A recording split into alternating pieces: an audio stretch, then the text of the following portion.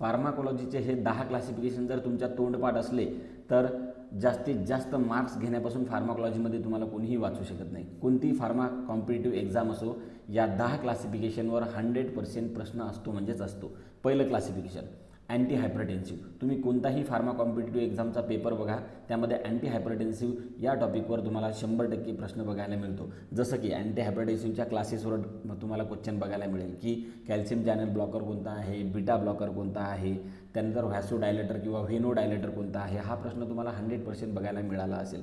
सोबतच त्यांची mechanism of ॲक्शनसुद्धा तुम्हाला करायची आहे आणि त्यांचे महत्त्वाचे साईड इफेक्टसुद्धा तुम्हाला करायचे आहे. आणि काही जर कॉन्ट्रा इंडिकेशन असेल, जसं की तुम्ही बघू शकता जे अँजिओटेन्सिन कन्व्हर्टिंग एन्झाईम इनिबिटर्स आहेत, तर ते आपण जनरली प्रेग्नंट फिमेलमध्ये देत नाही. अशा प्रकारचे महत्त्वाचे जे प्रश्न आहेत ते या अँटी हायपरटेन्सिव्ह क्लासिफिकेशनवर तुम्हाला येत असतात. दुसरं महत्त्वाचं क्लासिफिकेशन जर तुम्ही बघितलं विद्यार्थी मित्रांनो, तर ते आहे अँटीबायोटिक प्रिपरेशन. आता अँटीबायोटिक म्हणजेच काय, तर जे असे केमिकल सबस्टन्स की जे मायक्रो ऑर्गॅनिझमपासून तयार केले जातात, त्यांच्यापासून प्रोडक्शन केलं जातं आणि दुसऱ्या प्रकारचे मायक्रो ऑर्गॅनिझम जनरली बॅक्टेरियाज वगैरे काय करण्यासाठी, किल करण्यासाठी यूज केले जातात.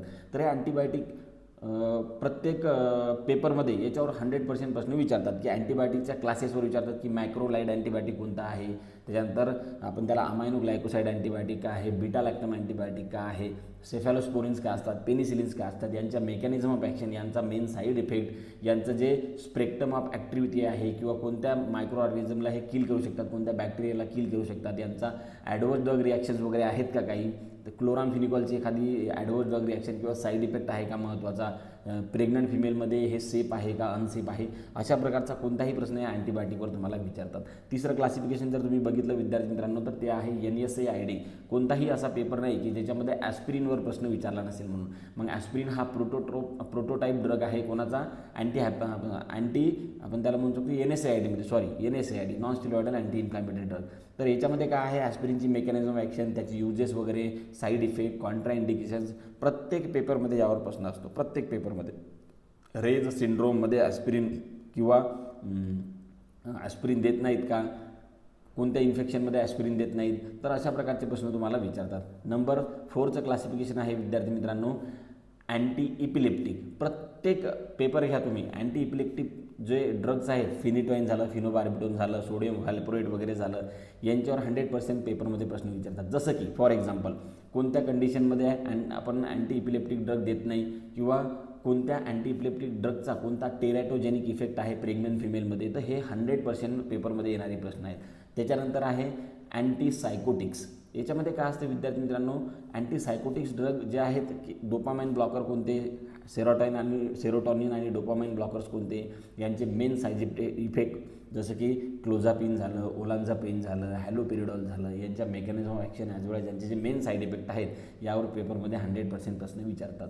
त्यानंतरचं क्लासिफिकेशन आहे विद्यार्थी मित्रांनो अँटी अस्थमॅटिक. आता याच्यामध्ये जे ब्रोंकोडायलेटर्स आहेत ना, याच्यावर 100% प्रश्न विचारतात. बीटा 2 ॲगोनिस्ट आपण ज्यांना म्हणतो, फॉर एक्झाम्पल ब्रोंकोडायलेटर. त्याच्यानंतर मिथाईल झॅन्थिन्स त्याच्यामध्ये असतात ब्रोंकोडायलेटर म्हणून. तर यांच्या मेकॅनिझम ऑफ ॲक्शनवर ॲज वेल as साईड इफेक्टवर आणि कोणत्या कंडिशनमध्ये कॉन्ट्रा इंडिकेट आहेत, तर हे सुद्धा ते पेपरमध्ये विचारतात. आलं लक्षात, 100% विचारतात. त्यानंतर आहे अँटी डायबेटिक ड्रग.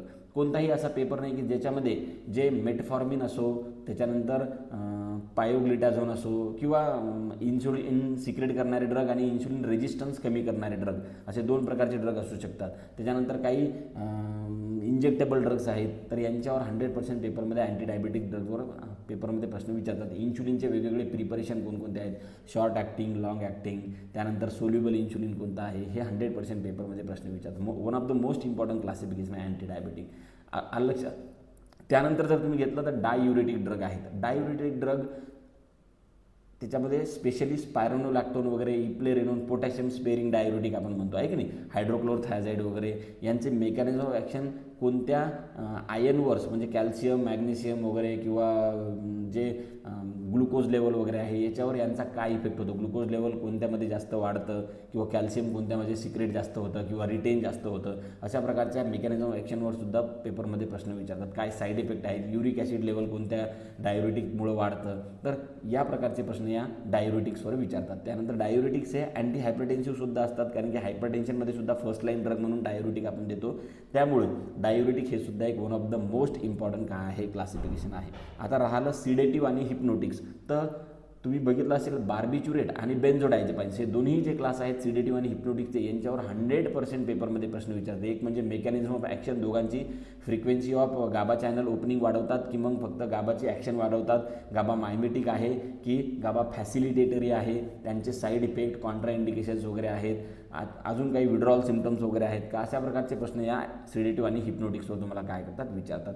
आलं लक्षात. तर एवढे जे महत्त्वाचे क्लासिफिकेशन्स आहेत हे one of the most important classification आहेत ज्यावर पेपरमध्ये 100% प्रश्न विचारतात. सोबतच एक राहिला आता अँटी कोॲग्युलंट आणि अँटी प्लेटलेट्स. बघा वारफॅरिन नाव ऐकलं असेल तुम्ही. वारफॅरिनचे खूप सारे साईड इफेक्ट आहे. प्रेग्नन्सीमध्ये आपण देत नाही, कॉन्ट्रा इंडिकेटेड आहे. हिपॅरिन प्रेग्नन्सीमध्ये आपण देतो, सेफ आहे.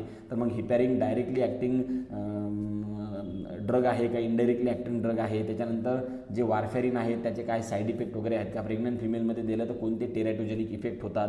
सोबतच जो अँटीप्लेटलेट ड्रग आहे जसं की ॲस्पिरिन झालं, क्लोपिडोग्रेल झालं, टिकाग्रेलार झालं, तर यांच्या मेकॅनिझम ऑफ ॲक्शनवर, यांच्या साईड इफेक्टवर आणि यांच्या स्पेशल यूजवर सुद्धा पेपरमध्ये प्रश्न विचारलेले आहेत. तर हे जर 10 क्लासिफिकेशन तुम्ही केले तर एक फार्माकोलॉजीचा मोठा पार्ट तुमचा काय होऊ शकतो, कव्हर होऊ शकतो. आलं लक्षात. असेच जर व्हिडिओ तुम्हाला पाहिजे असतील तर तुम्ही आपल्या एच.जे. फार्मा इंस्टाग्राम चॅनलला तुम्ही फॉलो करा, ॲज वेल ॲज यूट्यूब चॅनलला सुद्धा फॉलो करा. जय हिंद, जय महाराष्ट्र.